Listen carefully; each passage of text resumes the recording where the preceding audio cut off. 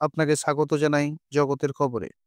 আবারও বাংলাদেশে এক সংখ্যালঘু হিন্দুকে অপহরণ করে হত্যা করা হলো।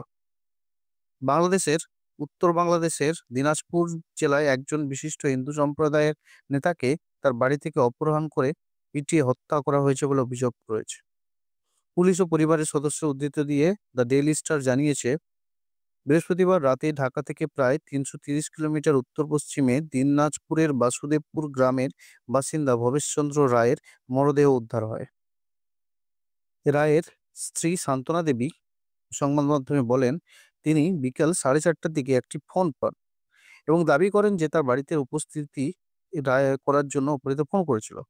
প্রায় ৩০ মিনিট পর 4জন লোক দুটি মোটরসাইকেলে করে আসে এবং ভবেশকে প্রাঙ্গণ থেকে অপহরণ করে বলে অভিযোগ।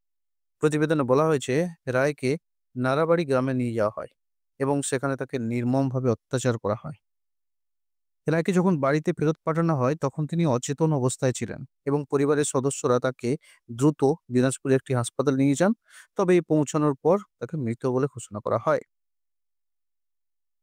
বিরল থানার কর্মকর্তারা জানাচ্ছেন যে পুলিশরা সন্দেহভাজনের শনাক্ত করে গ্রেপ্তারের জন্য কাজ করছে, সেটা তো বলারই কথা। এদিকে কংগ্রেসের বিশিষ্ট নেতা জয়রাম রমেশ জানিয়েছে যে অবিলম্বে ভারত সরকারকে কূটনৈতিক পদক্ষেপ নেওয়ার জন্য এবং ক্ষতিগ্রস্তদের জন্য ন্যায় বিচার নিশ্চিত করার জন্য আহ্বান জানিয়েছে। এটি কোনো বিচ্ছিন্ন ঘটনা নয়। গত কয়েক মাস ধরে বাংলাদেশের সংখ্যালঘু সম্প্রদায়ের উপর বারবার এবং গভীরভাবে বিরক্তিকর হামলার ঘটনা ঘটেছে। হিন্দু মন্দির অপবিত্র করা থেকে শুরু করে সংখ্যালঘুদের বাড়ি ঘর, ব্যবসা প্রতিষ্ঠান উপর লক্ষ্যবস্তু আক্রমণ পর্যন্ত ভয় দেখানো এবং বর্বরতা